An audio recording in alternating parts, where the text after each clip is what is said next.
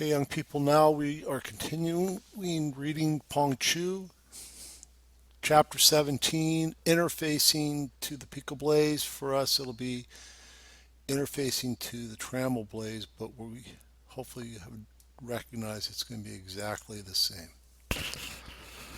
So interfacing to the processor, the I/O is fairly straightforward. There's the port ID, which is in essence the port address. For us, it's 16 bits wide, so we have 65,536 possible ports. Import is data coming from something within our design that we want to end up inside of the processor.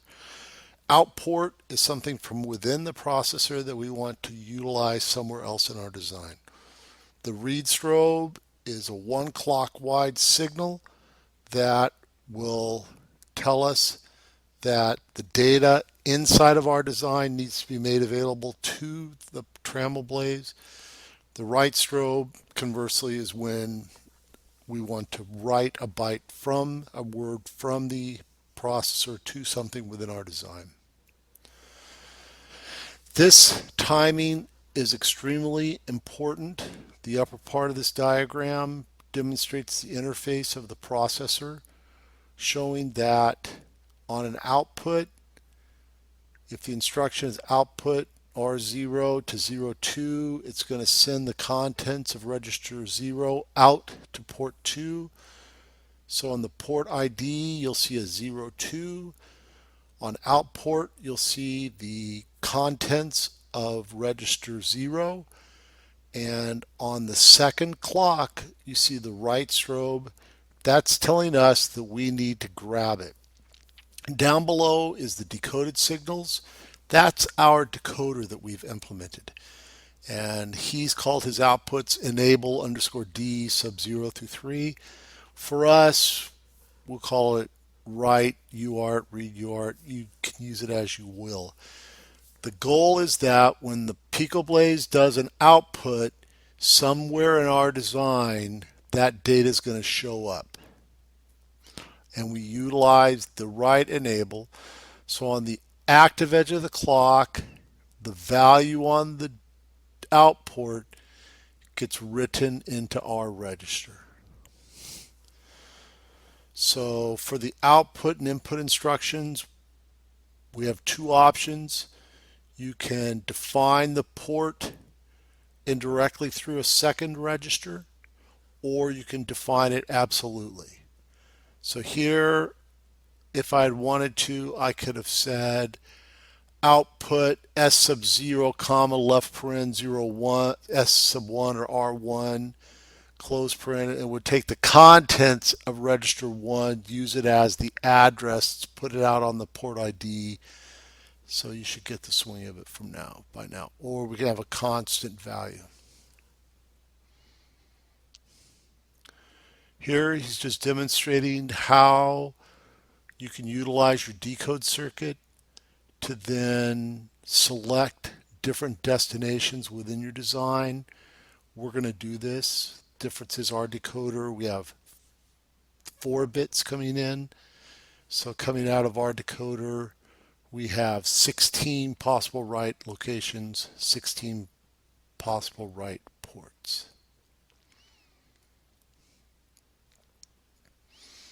The decoder design, notice it's always at asterisk.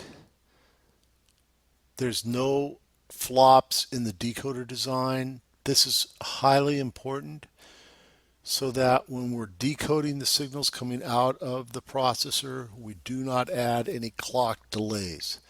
That will cause the circuit to not behave as you desire. The input is exactly the same, except that the data is coming from somewhere in our design.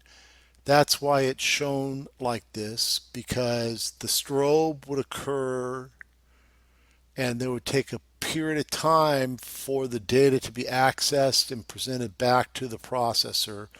What's important is at the active edge of the clock, when the write strobe is active, that data is sitting on the input of the processor in order to be loaded into a register.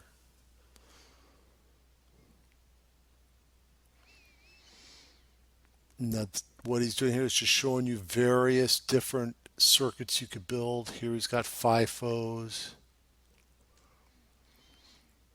Now he has another little project you could walk through to show how to interface. We, of course, have interfaced to our 7-segment LED already.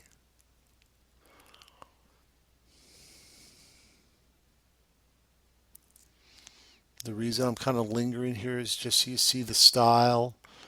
He declares RAM addresses, declares port addresses, then he utilizes them in his code.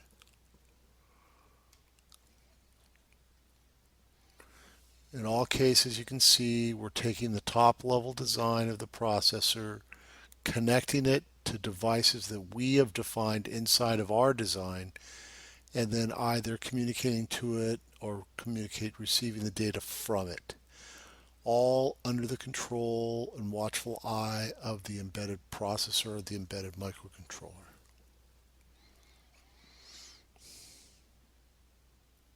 Here's just an example of the assembly code development.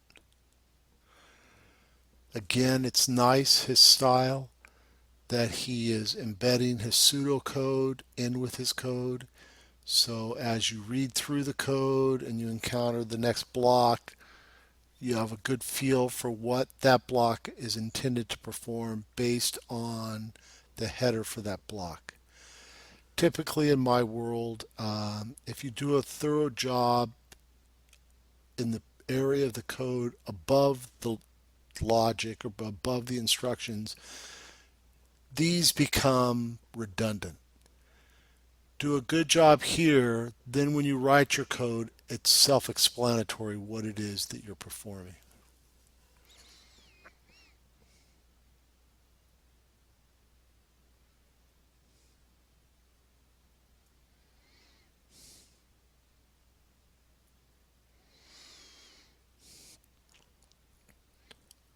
Talks about how to write the Verilog code to instantiate and utilize the design. This, of course, is an example. Again, I want to stress, for us, we don't instantiate the processor and the ROM at the top level. We instantiate the top, and we leave the processor and the ROM hidden inside the top.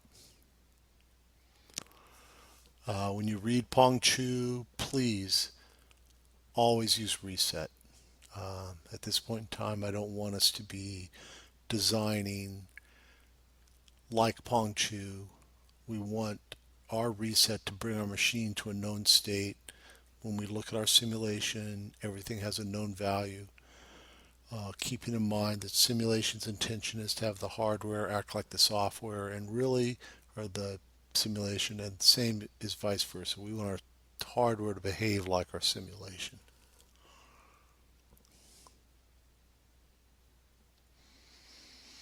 Notice that he is implementing a UART interface. We're going to do the same. I thought it was interesting to walk through here because he shows how to declare the ASCII codes that you want to send out the UART. For us, of course, we're using equates, but the principle is the same.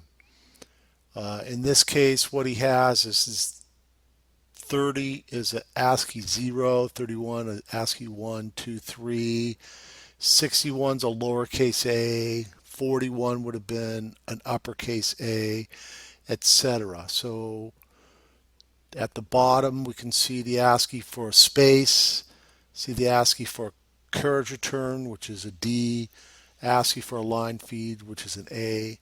So this is how you can define it and then utilize it in your code to output our CSULB CECS 460.